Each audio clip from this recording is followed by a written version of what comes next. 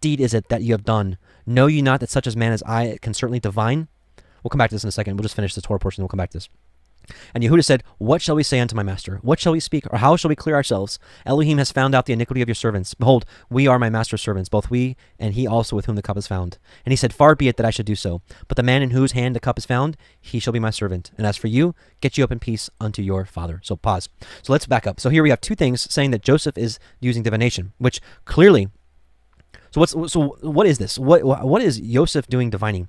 Deuteronomy 18:10 says this: there shall not be found among you anyone that makes his son or his daughter to pass through the fire, or that uses divination, or an observer of times, or an enchanter, or a witch. So divination is strictly against Yahweh's will.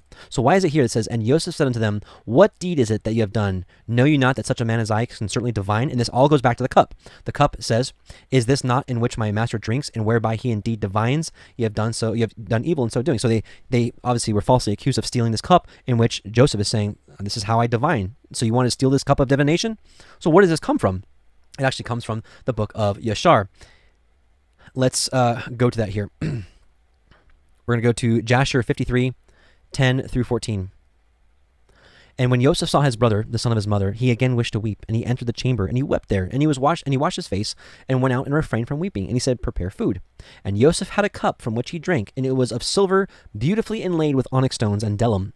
And Joseph struck the cup in the sight of his brethren, while they were sitting to eat with him. And Joseph said unto the men, I know by this cup that Reuben, the firstborn, Simeon, and Levi, and Judah, and Issachar, and Zebulun are children from one mother. Seat yourselves to eat according to your births. And he also placed the others according to their births. And he said, I know that this your younger brother has no brother, and I like him have no brother. He shall therefore sit down to eat with me. And so this goes back to what we read earlier in Genesis 43:33, which said, and they sat before him, the firstborn according to his birthright, and the youngest according to his youth, and the men marveled at one another. Why do they marvel at one another? It's because of what we just read in Yashar, that Joseph was putting up this act by saying, he was setting it up for this cup, that by this cup I'm divining, and I know that you six are brothers, you're all from one mother, and he seated the rest according to their birth, and that Benjamin doesn't have a full-blooded brother, only half-brothers, and such. And so they're like, wow, how did he know that? This is wild. Anyways, and let's go to, the Targums, 43:33. Says this, the Aramaic says, and they sat around him, the greatest according to his majority, and the less according to his minority. For he had taken the silver cup in his hand, and sounding as if divining, he had set in order the sons of Leah on one side, and the sons of Zilpah on the other, the sons of Bilhah on the other side, and Benjamin, the son of Rachel, he ordered by the side of himself, and the men wondered at each other.